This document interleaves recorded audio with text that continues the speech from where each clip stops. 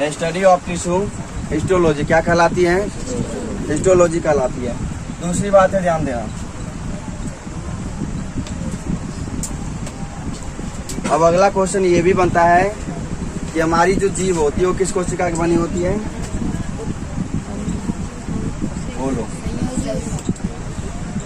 जीव जो होती है हमारी, वह जो बनी होती है जीव, मनुष्य का जीव या किसी का भी जीव हो, वह किस ऊतक की बनी होती है? संयोजी ऊतक की। जीव किस ऊतक की बनी होती है?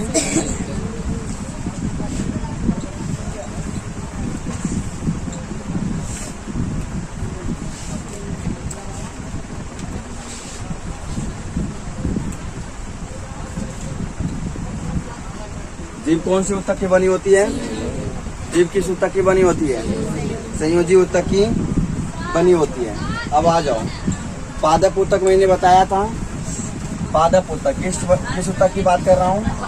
पादप ऊतक। पादप ऊतक अर्थात इंग्लिश में से क्या बोलोगे? बोलो। Plant tissue. क्या बोलोगे? ये जो प्लांट टिश्यू होती है, प्लांट टिश्यू को हिंदी में क्या बोलोगे? पादप ऊतक। एक बात बताओ, ये जो पादप ऊतक होती है ये कितने प्रकार की होती है? 2 प्रकार की होती है। पादप ऊतक कितने प्रकार की? 2 प्रकार की। जिससे पूछूंगा वो जवाब दोगे। हिमांशु कराओ जाओ। तुम बताओ, ये जो पादप ऊतक है इसमें पहला प्रकार कौन सी आती है? कौन सी? विभाज्य ऊतक। इंग्लिश नाम क्या है उसका? Meristematic tissue.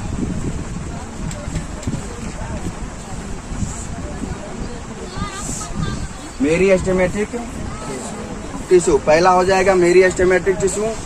दूसरी की बात करूं, दूसरा नाम बोलो। Permanent tissue. दूसरा का नाम क्या है?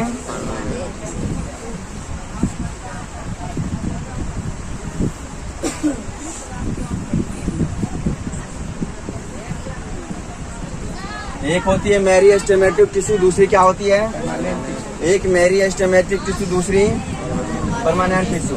याद रखना, मेरिस्टेमेटिक टिश्यू को हिंदी में क्या बोलेंगे? विभाज्य ऊतक। क्या बोलेंगे? विभाज्य ऊतक। ये हो जाएगा आपका विभाज्य ऊतक। और दूसरा परमानेंट टिश्यू। परमानेंट टिश्यू को क्या बोलेंगे? अस्थायी ऊतक।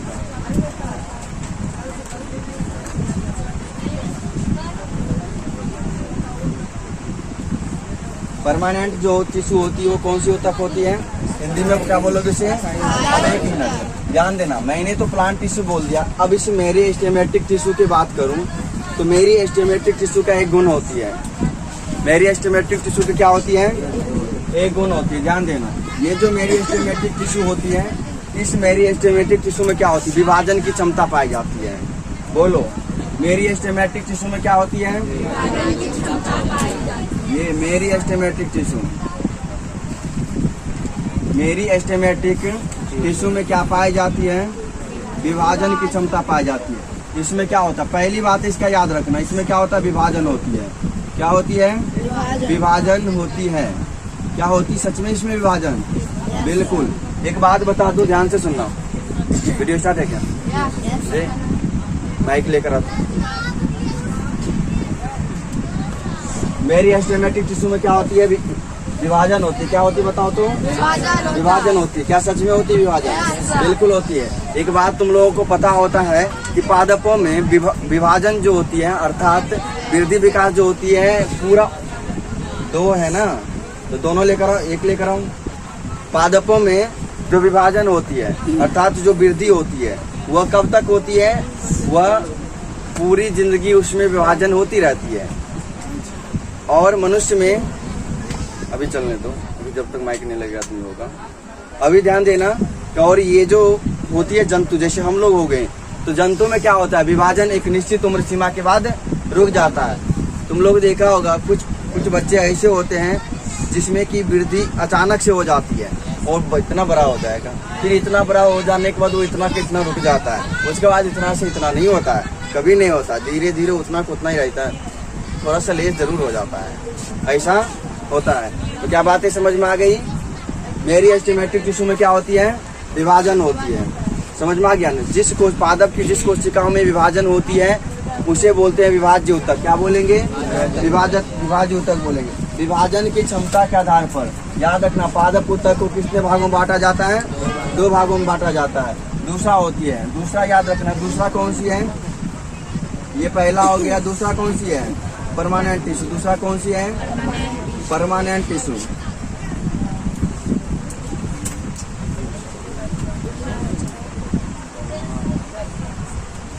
ये बताओ, परमानेंट टिश्यू जो होती है वह मेरिस्टेमेटिक टिश्यू से बनती है। किससे बनती है? मेरिस्टेमेटिक टिश्यू से बनती है। परमानेंट टिश्यू किससे बनती है? मेरिस्टेमेटिक टिश्यू से बनती है। याद रखना, ये बनती है मेरिस्टेमेटिक टिश्यू से जरूर, परंतु इसके कोशिकाओं में कोशिका विभाजन नहीं होता है, अर्थात इसमें विभाजन की क्षमता नहीं पाई जाती। क्या पाई जाती है? नहीं पाई जाती। इसमें विभाजन की क्षमता नहीं पाई जाती है। याद रखना, इसमें क्या नहीं पाई जाती है? विभाजन की क्षमता नहीं होती है। मैंने काट दिया, इसका मतलब समझ जाना, विभाजन की क्षमता नहीं पाई जाती है। और इसमें विभाजन क्या होती है? पाई जाती है। समझ में आ गई? अब अगला था उत्पत्ति के आधार पर विभाज्य ऊतक का वर्गीकरण।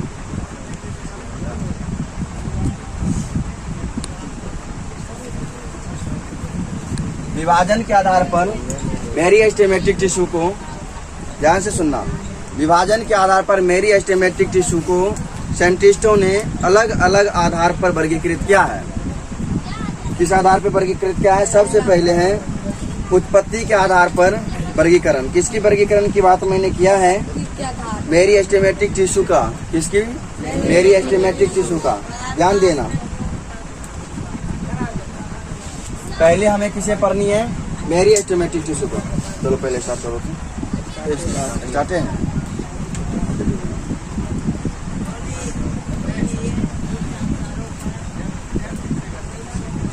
हेलो दोस्तों, स्वागत है आप सभी का आपके अपने YouTube चैनल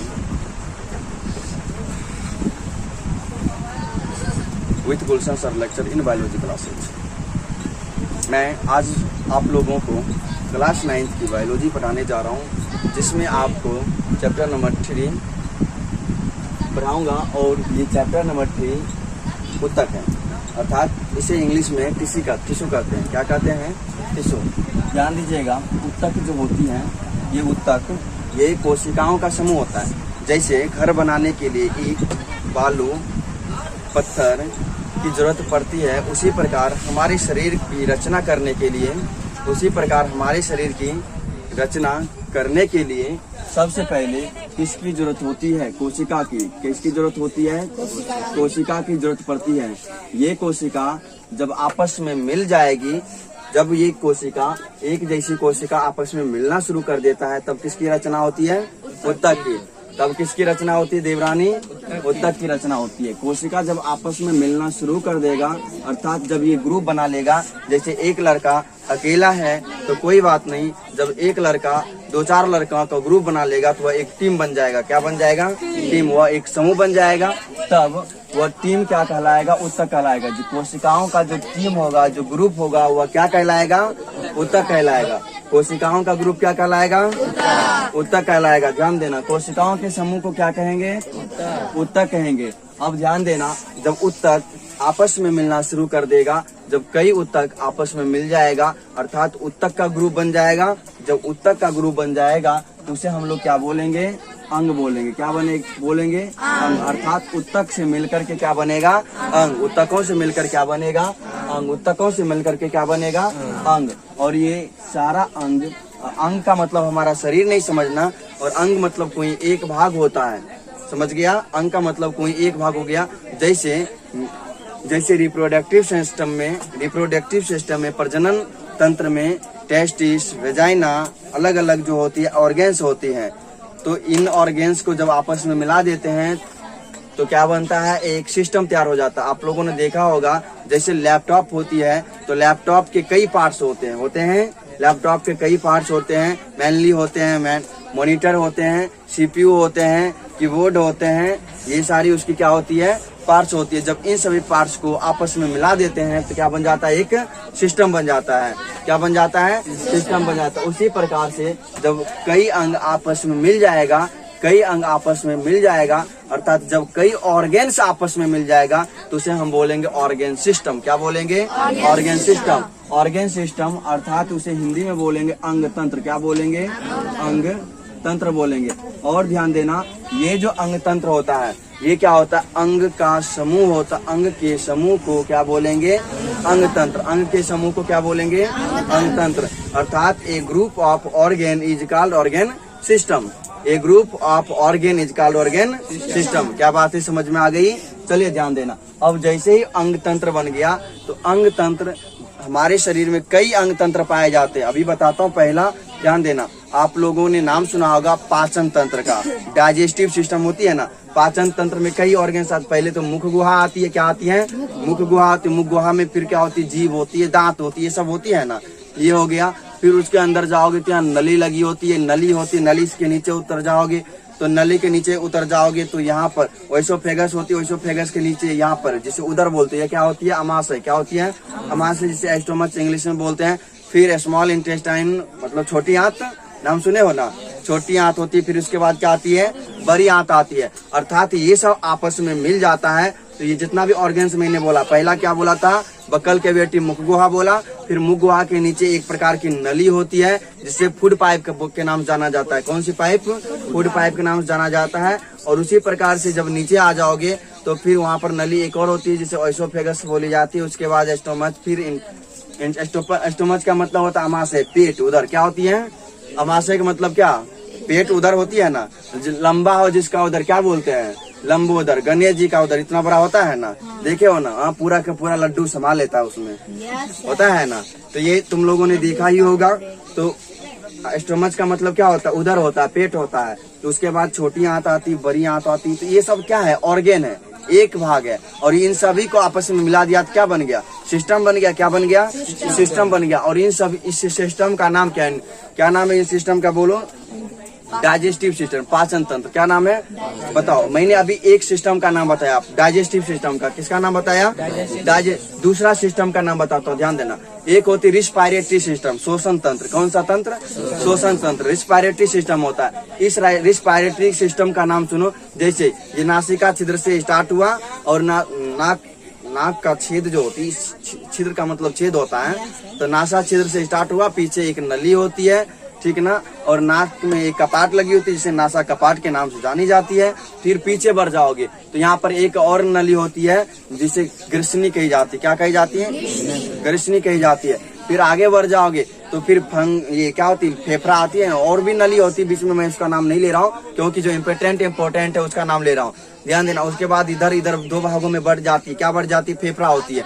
एक लेफ्ट साइड, ये लेफ्ट साइड हो गया, दूसरा ये राइट साइड हो गया, ध्यान देना। ये राइट साइड हो जाएगा और ये लेफ्ट साइड हो जाएगा। एक बात तो और ध्यान रखना, बोर्ड पर जो मैथ में हम लोग लिखते हैं ना, तो मैथ में इधर क्या लिखते हैं, लेफ्ट साइड, लेकिन बायोलॉजी में जस्ट मैथ का अपोजिट होता है। इधर लिखते हैं राइट साइड, इधर होगा लेफ्ट साइड। क्यों, अगर मैं इधर लिखूंगा लेफ्ट साइड तो मैं ऐसे करके थोड़ी ना अपना बॉडी को दिखाऊंगा। ऐसे दिखा सकता हूँ, नहीं दिखाऊंगा। मैं अपना बॉडी को जब भी दिखाऊंगा तो ऐसे दिखाऊंगा। तो बताओ, मैंने इधर जो लिया था ये कौन सा साइड हो जाएगा, राइट साइड। कौन सा साइड होगा, और ये कौन सा साइड होगा, लेफ्ट साइड, मतलब दायां पक्ष और बायां पक्ष। तो याद रखना, बोर्ड में ये साइड जब भी लेंगे तो राइट लेंगे, और ये साइड जब भी लेंगे सिर्फ और सिर्फ किसमें, बायोलॉजी में। किसमें, बायोलॉजी में, ध्यान रखना, क्योंकि ऑर्गेन की फिगर्स ऐसे बनती है। अब समझ में आ गई बातें, ये हो गई।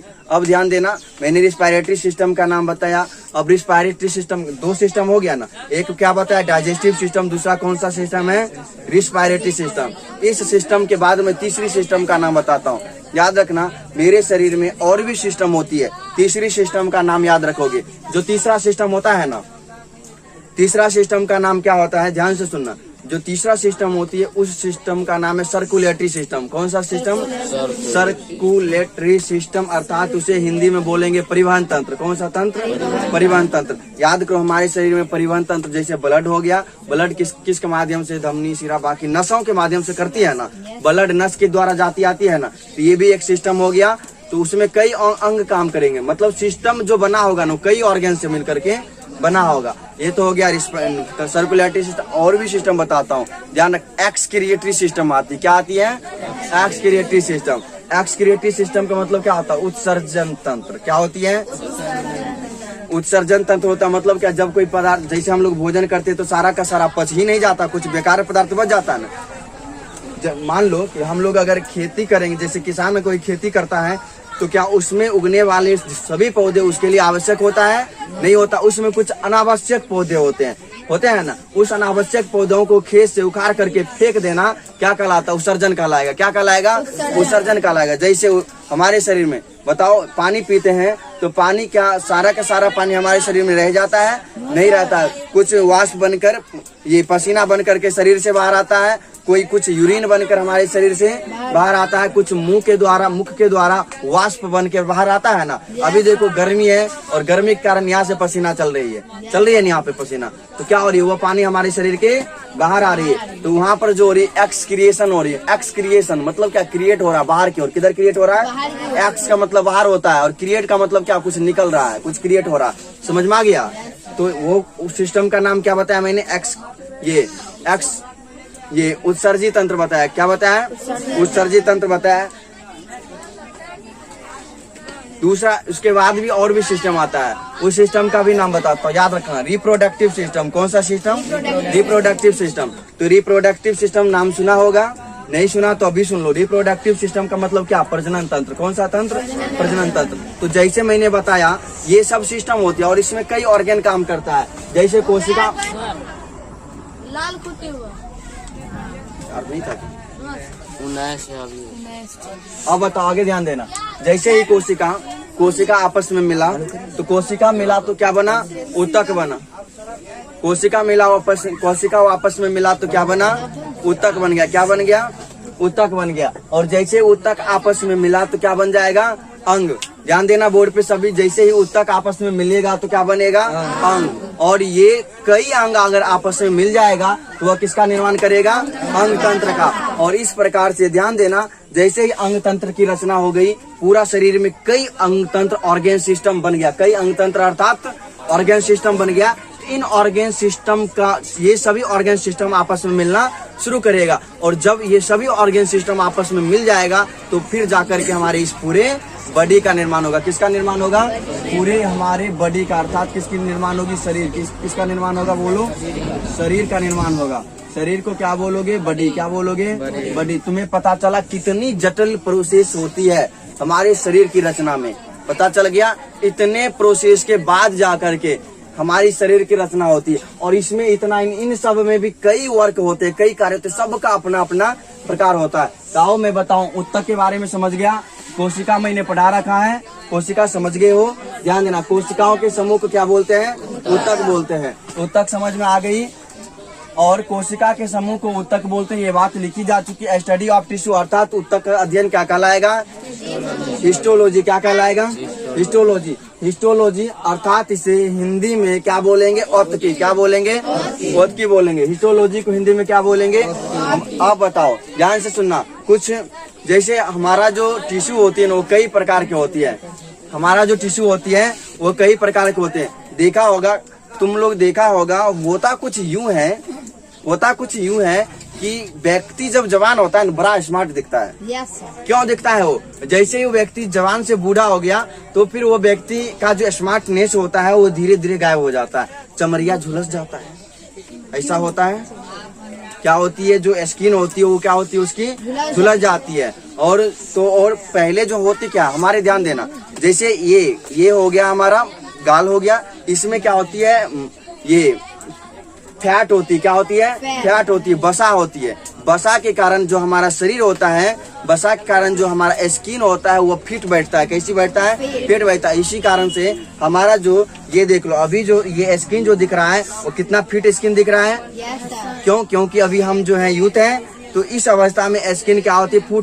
फिट होती है। क्यों? इसके अंदर देखोगे तो क्या होती है? बसा होती, बसा पाई जाती। क्या पाई जाती है अमृता? बसा पाई जाती है। और बसा जो होता है वह स्किन को झुलसने नहीं देता है। त्वचा स्किन को झुलसने नहीं देता है, त्वचा को झुलसने नहीं देता। यही कारण है कि जब आदमी युवा होता है, बच्चा होता है, तब वह आदमी के पास जो स्मार्टनेस होता है वह ज्यादा होता है। और जैसे ही आदमी मतलब बूढ़ा होने लगता है तो धीरे धीरे उसके शरीर में फैट की मात्रा क्या होने लगती है, कम होने लगती है। जैसे ही फैट की मात्रा कम होने लगेगी, फैट समझते हो ना, फैट एक प्रकार का तेलीय पदार्थ होता है, ठीक ना। और फैट के कारण जो होता है ना, चर्बी वगैरह सब लटक जाता है। और फैट ज्यादातर जो होता है महिलाओं में ज्यादा पाई जाती है। किस में ज्यादा पाई जाती है? महिलाओं में फैट ज्यादा पाई जाती है। क्यों? क्योंकि ध्यान देना, उसका जो हार्ड वर्क होता है वो बहुत ही नॉर्मल होती है, कम होती है। और तो ध्यान देना, फैट अधिक होने के कारण महिलाओं की इस जगह पर ये समझते हो, ठीक ना, यहाँ पर दोनों जगह पर क्या होती है, मांस ज्यादा, ये त्वचा ज्यादा जम जाएगा और ये मोटा हो जाता है। एक तो ये, दूसरी ये, तीसरी इस जगह पर कमर के ऊपर जो होती है, ठीक ना, इस जगह पर ये फैट अधिक होने के कारण ये लटक जाता है। किसके कारण? मतलब फैट के कारण उसमें चर्बी हो जाती है। क्या हो जाती है? चर्बी हो जाती है। और चर्बी के कारण क्या होता है, ये लटक जाता है। हम मैक्सिमम होती है, सभी को नहीं कर सकते हो, ध्यान देना। यहाँ पर क्या होती है, लटक जाती है। तो क्या बात है, समझ में आ गई? ऐसी होती है। तो हमें ये इस उत्तक को समझना है। इस उत्तक में कई तरह के उत्तक आएंगे। पादप उत्तकों में तुम लोगों ने नाम सुना होगा, परिवहनी उत्तक आती है। परिवहनी उत्तक में क्या आती है, जाइलम और फ्लोएम का नाम सुना होगा, जाइलम और फ्लोएम। तो इन सभी उत्तकों को एक एक करके हम लोग देखेंगे। आ जाओ, ध्यान से देखना। ये जो स्टडी ऑफ टिश्यू होती है, स्टडी ऑफ टिश्यू क्या कहलाती है? हिस्टोलॉजी। अर्थात उत्तकों का अध्ययन क्या कहलाता है? औतकी कहलाती है। उत्तकों का अध्ययन हिस्टोलॉजी को हिंदी में औतकी बोलते हैं, याद रखना। क्या बोलते हैं अमृता? हिस्टोलॉजी को हिंदी में क्या बोलते हैं? औतकी बोलते हैं। अगली बात मैं करता हूँ, ध्यान से सुनना सारे बच्चे। हिस्टोलॉजी को अब बताओ, एक क्वेश्चन मेरा यहाँ से भी बनता है कि मैंने अगर तुम लोगों को पढ़ा रखा है कोशिका, क्या पढ़ा रखा है? कोशिका। तो कोशिका का भी अध्ययन होता होगा, कोशिका का भी अध्ययन होता होगा, सपना। तो कोशिका का अध्ययन क्या कहलाता है, बताना। कोशिका का अध्ययन क्या कहलाता है? साइटोलॉजी। क्या कहलाता है? साइटोलॉजी कहलाता है। कोशिका का अध्ययन क्या कहलाता है? साइटोलॉजी कहलाता है। अब ध्यान देना, हमारा जो जीव होती है ना, ठीक ना, जिससे हमें स्वाद की पता चलती है। किसके पता चलती है? स्वाद की। इसमें जीव को बाहर निकाल कर देखोगे ना, इसे यहाँ पर, तो बीच में कोई बड नहीं पाया जाएगा, कुछ भी नहीं पाया जाता। लेकिन इसके चारों साइड जो होती है टेस्ट बड पाई जाती है। क्या पाई जाती है? Taste bud. Total 10,000 taste bud. कितनी? 10,000 टेस्ट बड पाई जाती है। इन टेस्ट बड के कारण ही हमें खाना का स्वाद पता चलता है। दही खा रहे हैं, कैसा लगेगा? खट्टा लगेगा। कहाँ लगेगा? हाँ। और चीनी खा रहे हैं तो कैसा लगेगा? मीठा लगेगा। नींबू का रस पी रहे हैं तो कैसा लगेगा? खट्टा लगेगा। कौन बताता था ये सब? आगे की ध्यान देना। जीव का जो आगे वाला भाग होता है ना, क्या बताता है? हाँ, देखा होगा। मिठाई खाए हो? बच्चा लोग को देखना ध्यान से। बच्चा लोग जब मिठाई खाता है तो ऐसे, छोटा बच्चा, नादान बच्चे जो होता है, जैसे वो मिठाया, ऐसे उठाया, ऐसे उठाया, दोनों हाथ उठाएगा, ऐसे खाएगा, ऐसे खाया, दोनों हाथ से मिठाई को खाया। अब जैसे उसने दोनों हाथ को मिठाई खाया, ये जीव है, ठीक ना, चारों साइड लगा लिया, अब बाद में ऐसे ऐसे खाएगा।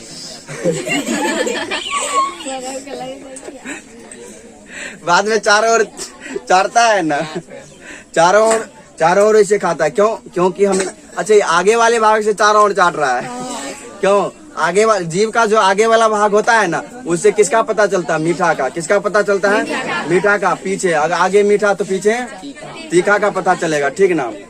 बाकी और भी टेस्ट का पता चलता है किनारों से। किधर से पता चलते हैं? किनारों से। तो तुमने सुना अभी, जीव जो होता है वो कौन सी उत्तक की बनी होती है? जी, हमारा जो जीव होता है वो किस उत्तक की बनी होती है? संयोजी उत्तक की बनी होती है। संयोजी उत्तक अर्थात कनेक्टिव टिश्यू।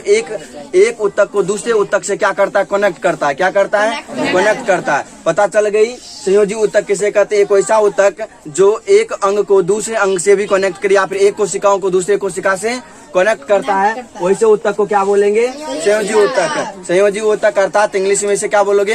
Connective tissue. याद रखना, संयोजी उत्तक को इंग्लिश में क्या बोलते हैं? Connective tissue. और कनेक्टिव का मतलब समझ जाना, एक दूसरे से जोड़ने वाला, कनेक्ट करने वाला। क्या करने वाला? कनेक्ट करने वाला। क्या समझ में आ गई बातें? अब अगला ध्यान देना। अब मैंने बताया था कि ये तो हो गई उत्तकों की बातें, उत्तकों को तुमने समझा ध्यान से। अब हम लोग पहले किस उत्तक के बारे में पढ़ेंगे? प्लांट टिश्यू के बारे में। सबसे पहले प्लांट टिश्यू के बारे में पढ़ेंगे।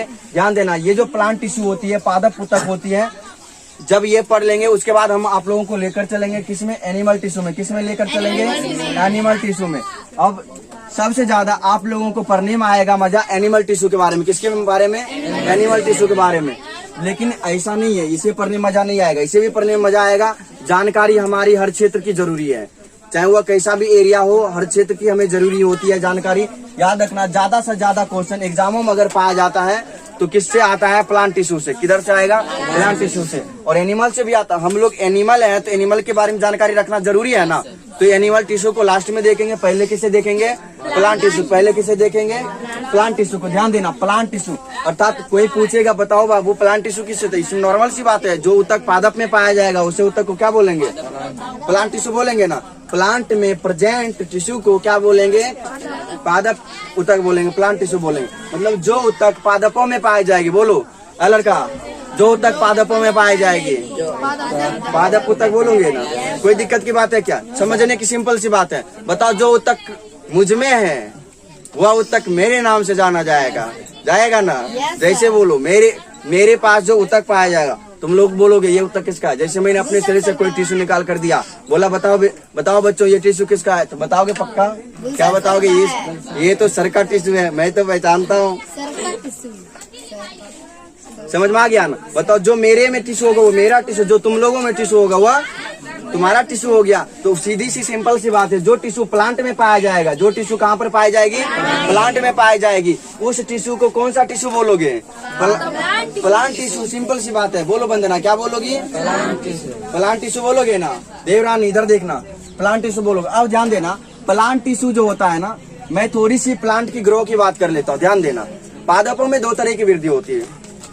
अगर पादपों की लंबाई में वृद्धि हो रही है, ध्यान देना, पादपों में कितने तरह की वृद्धि होती है, 2 तरह की वृद्धि होती है, ग्रोथ होती है। एक उसकी लंबाई में वृद्धि होती है। किसमें वृद्धि होती है, लंबाई में वृद्धि होती है। कैसे, ध्यान देना, पादपों की जो ऊपरी भाग होती है, जो एपेक्स होती है, एपेक्स समझ रहे हो ना, उसका शीर्ष वाला भाग एपेक्स, शीर्ष होती है। एपेक्स का मतलब क्या होती है, शीर्ष। हमारा जैसे शीर्ष ये हुआ ना, तो पादप भी ऊपर बढ़ता तो यहाँ तक आ गया तो उसका शीर्ष ये हो जाएगा। ये देखो, मान लो ये कोई पादप है, इधर से देखना, ये कोई पादप है। इस पादप का ये वाला जो भाग होगा ये क्या कहलाएगा, एपेक्स कहलाएगा। एपेक्स नहीं, एपेक्स बोलो। क्या बोलोगे, एपेक्स बोलोगे। एपेक्स का मतलब क्या होता है, शीर्ष। एपेक्स का मतलब क्या होती है, शीर्ष होती है। समझ में आ गई ना। शीर्ष में होने वाले विभाजन को शीर्षस्थ विभाजन कहते हैं, हिंदी में बोलते हैं। लेकिन हिंदी में ज्यादातर इसको याद नहीं रखना होता है, शीर्षस्थ विभाजन एपेक्स डिवीजन बोलेंगे। क्या बोलेंगे, एपेक्स डिवीजन। जैसे हम लोगों के कोशिका में कितने विभाजन होते हैं, कितने तरह के विभाजन बताओ। ज्वाइंट करता हूँ मैं टिश्यू को, टिश्यू को मतलब ज्वाइंट करता हूँ, सेल को ज्वाइंट करता हूँ टिश्यू से। ध्यान देना, हमारे कोशिका में कितने तरह के विभाजन होते हैं बताओ। हमारी कोशिका में 3 तरह के डिवीजन होते हैं। 3 डिवीजन ऑफ एवरी सेल। प्रत्येक कोशिका में कितने प्रकार के विभाजन हो गए, 3 प्रकार के विभाजन हो गए। ध्यान देना, पहला का नाम क्या होती है, इंग्लिश में बोलिए, एमाइटोसिस। दूसरा माइटोसिस, तीसरा हिमांशु। पहला है एमाइटोसिस, दूसरा माइटोसिस, तीसरा मियोसिस। Amitosis, mitosis, meiosis. फिर से नाम याद कर लो, एमाइटोसिस, माइटोसिस, मियोसिस। फिर से नाम याद कर लो, एमाइटोसिस, माइटोसिस, मियोसिस। एग्जाम में पूछा गया क्वेश्चन है कि कोशिका विभाजन कितने प्रकार के, 3 प्रकार के। बताओ, अब क्वेश्चन ये पूछा गया है एमाइटोसिस डिवीजन, एमाइटोसिस डिवीजन अर्थात असूत्री विभाजन किस कोशिका में होता है। याद रखना, एमाइटोसिस डिवीजन अर्थात असूत्री विभाजन जो होती है वह एक कोशिकीय जीवों में होती है। किसमें होती है, एक कोशिकीय जीवों में होती है। कोशिका, मैंने पहले बता रखा है कि कोशिका की उपस्थिति के आधार पर जीवों को कितने वर्गों में बांटा जाता है, कितने वर्गों में। कोशिका की उपस्थिति के आधार पर जीवों को कितने वर्गों में बांटा जाता है। पहला बताओ, पहला होता है यूनिसेलुलर ऑर्गेनिज्म। कैसा होती है, यूनिसेलुलर ऑर्गेनिज्म। पहला का नाम क्या है, यूनिसेलुलर ऑर्गेनिज्म। क्या नाम है इसका, यूनिसेलुलर ऑर्गेनिज्म, अर्थात इसे हिंदी में बोलते हैं एक कोशिकीय जीव। क्या बोलते हैं? एक कोशिकीय जीव। पहला है यूनिसेलुलर ऑर्गेनिज्म, एक कोशिकीय जीव, और दूसरा क्या है बताइए? बहुकोशिकीय जीव अर्थात मल्टी सेलुलर। कैसा होगा? Multi cellular organism. जीव को इंग्लिश में क्या बोलेंगे? ऑर्गेनिज्म। एक होगा यूनिसेलुलर ऑर्गेनिज्म, दूसरी क्या होगी बोलना? Multi cellular organism. दो तरह की ऑर्गेनिज्म पाए जाएंगे। किस आधार पर? ओनली कोशिकाओं की संख्या के आधार पर। समझ में आ गया? कोशिका की संख्या के आधार पर जीव को कितने वर्गों में बांटा गया है? 2 वर्गों में। कितने वर्गों में? 2 वर्गों में। पहला का नाम क्या? Unicellular organism. पहला का नाम क्या है? Unicellular organism. Control your body. Unicellular organism. First नाम क्या है? Unicellular organism. दूसरा नाम, सेकेंड नाम क्या है बताना? बताओ। Multi cellular organism. सेकेंड नाम क्या है? Multi cellular organism. क्या तो बच्चों समझ में आ गई ये बातें? दो तरह की होती है जीव, एक तो मल्टी सेलुलर होगा, दूसरा क्या होगा? यूनिसेलुलर। क्वेश्चन पूछा जा चुका है, ठीक ना? 10th के बोर्ड एग्जाम की क्वेश्चन है। बताइए, मनुष्य एक प्राणी है, unicellular, multi cellular, both none, मतलब एक कोशिकीय जीव, बहुकोशिकीय जीव। Very good. मनुष्य जो प्राणी है वह मल्टी सेलुलर होती है। कैसी होती है? मल्टी सेलुलर होती है। क्या बातें समझ में आ गई है? चलो ध्यान से देखना। इसी प्रकार से होती है। अब बताओ, जब तक कोशिका विभाजन नहीं होगा, जब तक कोशिका विभाजन नहीं होगा तब तक ध्यान रखना पौधों या फिर जंतुओं में कोई ग्रो नहीं करेगा। अर्थात जब तक कोशिका विभाजन नहीं होगा तब तक पौधों में कोई ग्रो अर्थात वृद्धि नहीं कर रहा। जैसे मैंने बताया ना कि एमाइटोसिस डिवीजन, जिसे हिंदी में असूत्री विभाजन बोलते हो। क्या बोलते हो? असूत्री विभाजन बोलते हो। ध्यान देना, एमाइटोसिस डिवीजन जिसे हिंदी में असूत्री विभाजन बोलते हो, वह किसमें पाया जाता है? एक कोशिकीय जीवों में। किसमें पाया जाता है? एक कोशिकीय जीवों में। एक कोशिकीय जीव का नाम बताओ। जैसे अमीबा हो जाएगा, बैक्टीरिया हो जाएगा, और भी कई जीव है, फंगस भी आती है। तो समझ में आ गया, ये सब किसमें आती है? एक कोशिकीय जीवों में। प्रोटोजोआ का नाम सुने हो ना? किसमें आती है? एक कोशिकीय जीवों में। अमीबा, बैक्टीरिया, प्रोटोजोआ और तो प्लाज्मोडियम का नाम सुने हो? मैंने बताया सबसे छोटी कोशिक ये माइकोप्लाज्मा की होती है ना। तो ये सब कौन सा जीव है? ऑर्गेनिज्म है। एक कोशिका वाला ऑर्गेनिज्म है। कौन से बताओ तो? एक कोशिका वाला ऑर्गेनिज्म है। ध्यान बोर्ड पे रखना अमृता। कौन सा जीव है? सबका सब एक कोशिकीय जीव है। तो समझ में आ गया। उन सब में कौन सा विभाजन होगा? एमाइटोसिस डिवीजन हो। कैसा होगा? Amitosis division. अगली बातें बताऊं क्या? ध्यान से सुनना, अगली बातें बता रहा हूँ। दूसरा माइटोसिस डिवीजन होती है ना, माइटोसिस डिवीजन जंतुओं में होती है। किसमें होती है? जंतुओं में होती है। अब मैंने ये बातें पीछे नहीं बताया था, इसलिए अभी बता रहा हूँ, ध्यान देना। तो जो डिवीजन होती है, जो कोशिका है, सेल डिवीजन है, ये कितने तरह की होती है बताओ? सेल डिवीजन जो होती है वह 3 तरह की होती है। कितने तरह के? 3 तरह के। पहला का नाम क्या है? एमाइटोसिस। ये मैंने अभी बता दिया किसमें होती है। बताओ, एमाइटोसिस किसमें होती है? एक कोशिकीय जीव में। दूसरा का नाम है माइटोसिस। क्या नाम है? माइटोसिस। दूसरा का नाम क्या है? माइटोसिस। पहला एमाइटोसिस, दूसरा क्या है? माइटोसिस। माइटोसिस वो हम लोगों में होती है। किसमें होती है? हम लोगों में। लेकिन माइटोसिस किस कोशिकाओं में होती है? अब ध्यान देना, बहुकोशिकीय में तो होती है। हमारे शरीर में कई तरह की कोशिका पाई जाती है। किस कोशिका में पाई जाती है? याद रखना, mitosis division only vegetative cells में पाई जाती है। किसमें? और ये बातें आप लोग को समझ में नहीं आई होगी। ध्यान देना, वेजिटेटिव सेल को हिंदी में बोलते हैं काय कोशिका। क्या बोलते हैं? काय कोशिका बोलते हैं। वेजिटेटिव सेल को हिंदी में क्या बोलते हैं? काय कोशिका। ध्यान देना, जितने भी हमारे शरीर में कोशिका है, सब का सब काय कोशिका होती है, सिर्फ ओवा और स्पर्म को छोड़ के। 2 नाम याद रखना, एक ओवा, दूसरा स्पर्म। ओवा पाया जाएगा, याद रखना, ओवा पाया जाएगा फीमेल में अर्थात मादा में, और स्पर्म किस में बनता है? मेल में अर्थात नर में। समझ में आ गया? ओवा किस में बनता है? फीमेल में, और स्पर्म किस में बनता है? मेल में बनता है, नर में बनता है। तो समझ में आ गई ना? तो इन दोनों कोशिका ओवा भी हमारी एक कोशिका होती है। मैंने जब उधर सेल पढ़ा रखा था उसमें बताया था मानव शरीर की सबसे बड़ी कोशिका ओवा होती है, याद करो। तो ओवा क्या कोशिका नहीं है ना, लेकिन वो बड़ी है। ये किसमें बनती है? फीमेल में। ओवा किसमें बनती है? फीमेल में। और मैंने ये भी बताया था स्पर्म भी सेल है, सबसे छोटी है ना हमारे शरीर की। तो बताओ स्पर्म भी होती है, ये छोटी होगी। इन दोनों कोशिकाओं के अलावा, इन दोनों सेल के अलावा हमारे शरीर की जितनी भी सेल्स है, सब का सब सेल्स याद रखना वेजिटेटिव सेल्स होती है। कैसी सेल्स होती है? वेजिटेटिव सेल्स होती है, याद रखोगे। कौन सी सेल्स होती है? वेजिटेटिव सेल्स होती है, याद रखना।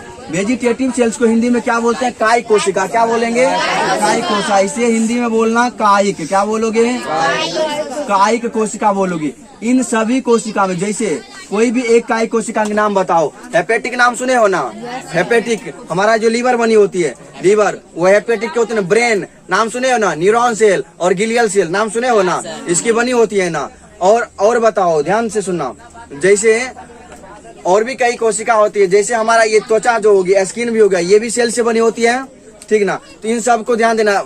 बस दो नाम को भूल जाना वेजिटेटिव में, एक स्पर्म, दूसरा ओवा। स्पर्म भी एक सेल्स है और ओवा भी एक सेल्स है। न्यूरॉन भी हमारी सेल्स है, ये सब। लेकिन दो नाम को हमें भूलना होगा वेजिटेटिव में। किसको किसको? एक स्पर्म को, दूसरा ओवा को। स्पर्म और ओवा को ध्यान रखना, इधर ध्यान देना। तो समझ में आ गया ना? इन दोनों के अलावा जितने भी कोशिका, जैसे हमारी कान की कोशिका हो, आंख की कोशिका हो, ब्रेन की कोशिका हो, याद रखना, या फिर जीभ की कोशिका हो, स्किन की, त्वचा की कोशिका हो, जहाँ भी विभाजन होगी, सब में कैसी विभाजन होगी? याद, एमाइटोसिस डिवीजन होगी। और वह सब का सब सेल कौन सा सेल कहलाएगा? Vegetative cells. कौन सा सेल्स कहलाएगा? Vegetative cells. बताओ पूनम, कौन सा सेल्स कहलाएगा? Vegetative cells. क्या बातें समझ में आ रही है ना? राजकंचन समझ गया? चलो ठीक है। अब ध्यान देना, बाकी जो दो नाम मैंने छुड़वाया था, एक स्पर्म और दूसरा ओवा, उसमें भी तो डिवीजन होती है। बताओ, एक छोटा सा कॉन्सेप्ट बहुत अधूरा है, अभी इसे पूरा करता हूँ, ध्यान देना। भगवान भी बड़े मस्त आदमी है, परंतु वो आदमी नहीं है। कैसे? भगवान है। भगवान भी गजब का चीज है, बना रखा है ऐसे ऐसे चीज हमारे शरीर में, मत पूछो।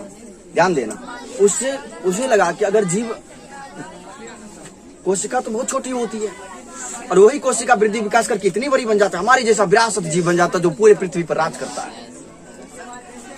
बहुत एक छोटा सा स्पर्म, एक छोटा सा ओवा, वर्षा, एक छोटा सा स्पर्म और एक छोटा सा ओवा जब आपस में मिलता है तो उसमें सेल डिवीजन होती है और वह ग्रो करके, वृद्धि करके, याद रखना, एक छोटा सा नादान सा शिशु का रचना करता है।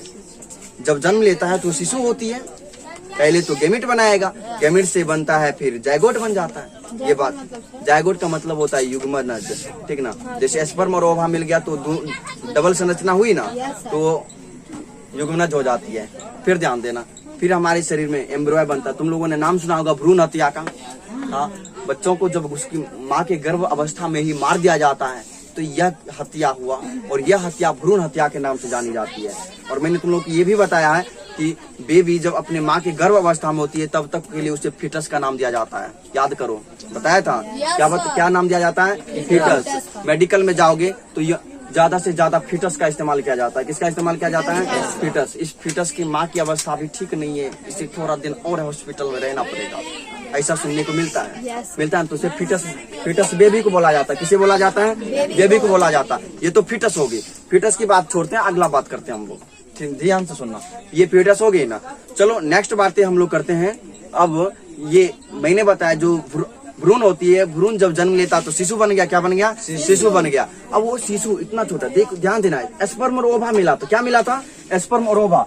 स्पर्म की जो संरचना होती है ना, ऐसी संरचना होती है, ऐसी संरचना। तो ओवा की संरचना ये दोनों आपस में मिलेगा, आपस में क्या होगा? मिलेगा। फिर बन गया शिशु, बना शिशु, वृद्धि विकास किया, फिर हमारे तुम्हारे जैसा बहुत बड़ा सा जीव बन गया और आगे चलकर ऐसा बन गया कि पूरे पृथ्वी पर राज करने लगा, पूरे पृथ्वी पर अपना साम्राज्य करने लगा। एक छोटा सा कोशिका जिसे हम आंख से नहीं देख सकते हैं, एक छोटा सा कोशिका जिसे देखने के लिए स्कोप की, माइक्रोस्कोप की जरूरत पड़ती है। एंटॉन वन माइक्रोस्कोप की जरूरत पड़ती है।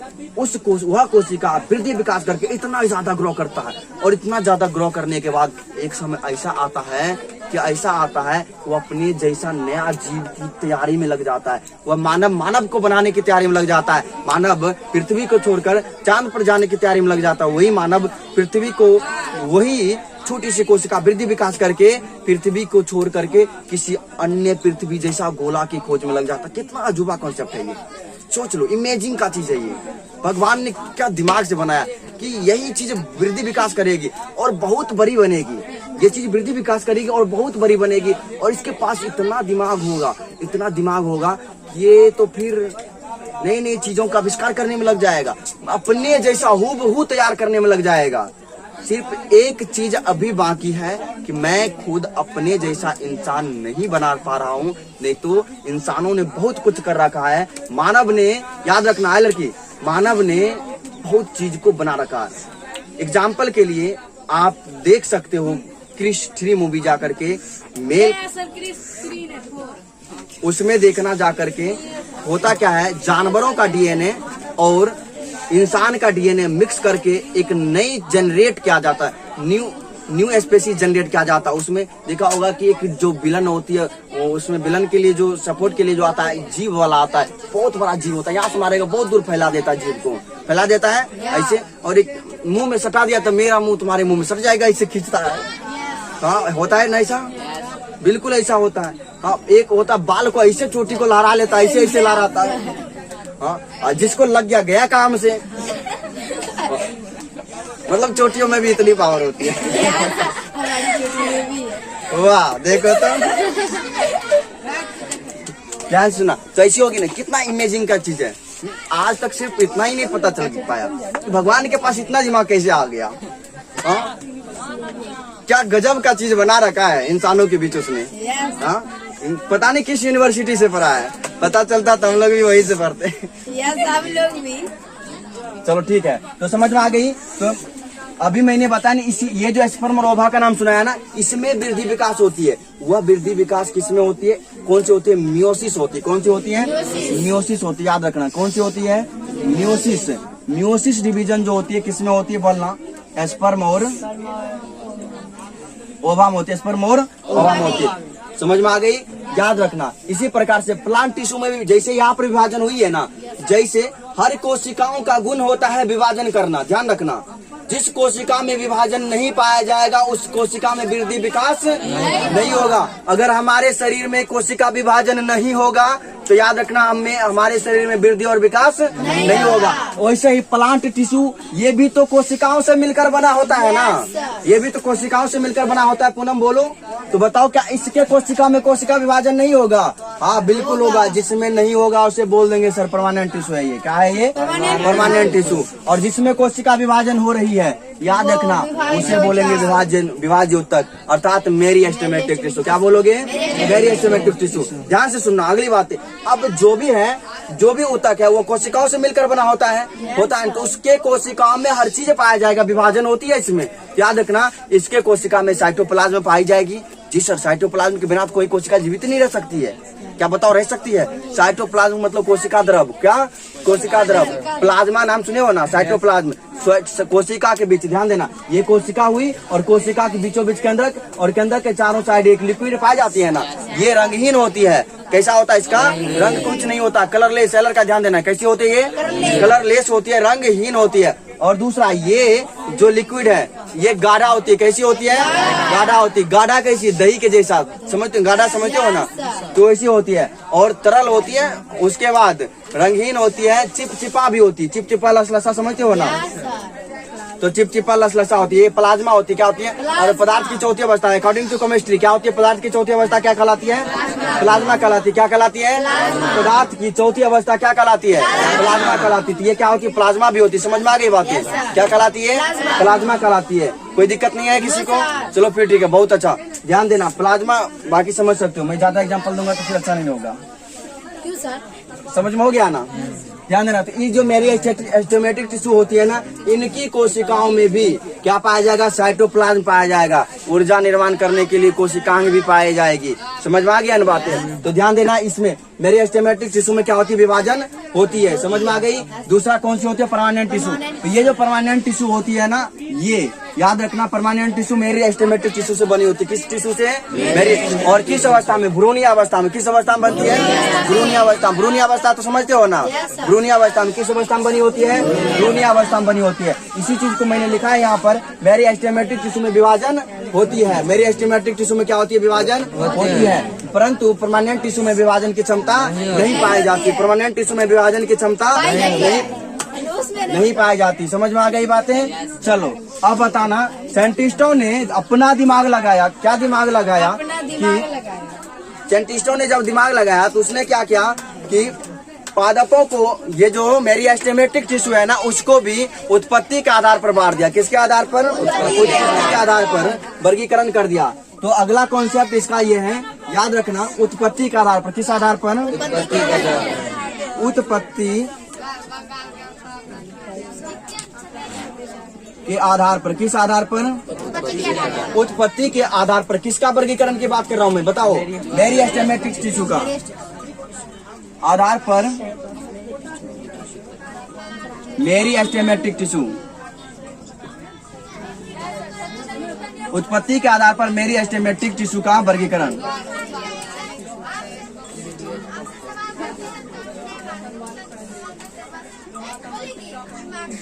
समझ में आ गया। उत्पत्ति के आधार पर मेरिस्टेमेटिक टिश्यू, ये कितने प्रकार के होते हैं, कितने भागों में बांटा जाता है, 2 भागों में। पहला याद करो, पहला क्या होगी, प्राइमरी मेरिस्टेमेटिक टिश्यू। कौन सी है,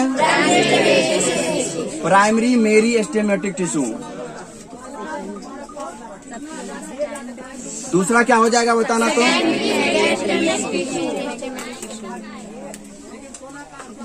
सेकेंडरी मेरिस्टेमेटिक टिश्यू।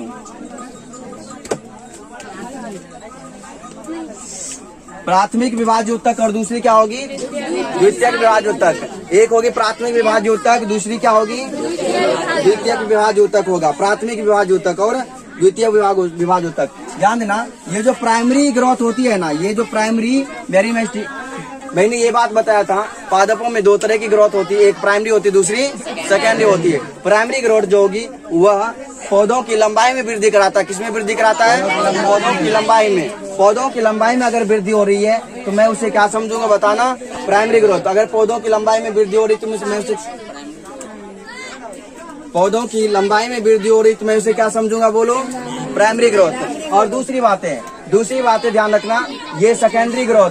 पादपों की अगर मोटाई में वृद्धि हो रही, किसमें, मोटाई में वृद्धि हो रही थी, चौड़ाई में वृद्धि हो रही, तो उसे क्या समझोगे, उसे समझोगे सेकेंडरी ग्रोथ। क्या बातें समझ में आ गई।